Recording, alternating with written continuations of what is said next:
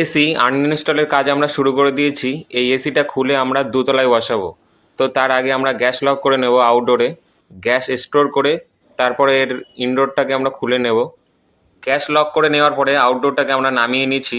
আর এখন দোতলার সানসেটে এই দেয়ালে বসবে এই আউটডোর ইউনিটটা। তো আমরা এখানে অ্যাঙ্গেল ফিটিং করে তারপরে এখানে বসাবো। এখন আমরা নিচে চলে এসেছি। নিচে ইনডোরটা যেখানে বসবে এটা হচ্ছে এই দেয়ালে ইনডোর বসবে। পাইপ বার করার জন্য এখানে হোল্ড করে নিতে হবে।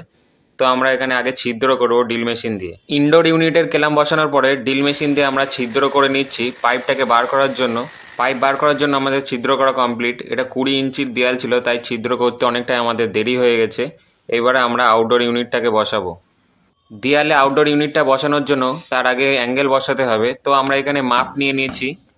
অ্যাঙ্গেল বসানোর আগে এখানে ফার্স্ট নাট দিয়ে অ্যাঙ্গেলটাকে বসিয়ে নেব প্রথমে। তারপর এসির পুরনো যে পাইপটা ছিল ওটা আমরা ভালোভাবে ব্যান্ড করে নিয়েছি।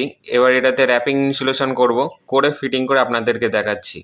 দেখুন পুরো এসির পাইপটা আমরা টাইট করে র্যাপিং করে নিয়েছি। আর এটা আমরা এসির আউটডোরের পিছন দিকে রাখবো যাতে বাইরের দিক দিয়ে খারাপ না দেখায়।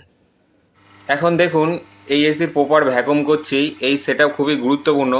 ভ্যাকুম না করলে পুরো ঠান্ডা কমে যাবে বা চোকিংয়ের সম্ভাবনা থাকবে। তাই আমরা এটা 30 মিনিট ভ্যাকুম করব। আর পাইপটা দেখুন পিছনের দিকে একদম সুন্দরভাবে সেটিং করে দিয়েছি। ভ্যাকুম আমাদের 30 মিনিট হয়ে গেছে। চলুন আপনাদেরকে ইনডোর ইউনিটটাকে অন করে দেখাই। এসির ইনডোর আমরা অন করে দিয়েছি আর ইনডোর চালু হয়ে গেছে। চলুন আমরা আউটডোর ইউনিটটা কোথায় বসিয়েছি সেটা আপনাদেরকে দেখাই। আউটডোর ইউনিটটাই সানসেটে আমরা বসিয়েছি। এইভাবে আমরা প্রফেশনালি এসি ইনস্টল করি ইনডোর থেকে ভ্যাকুম পর্যন্ত।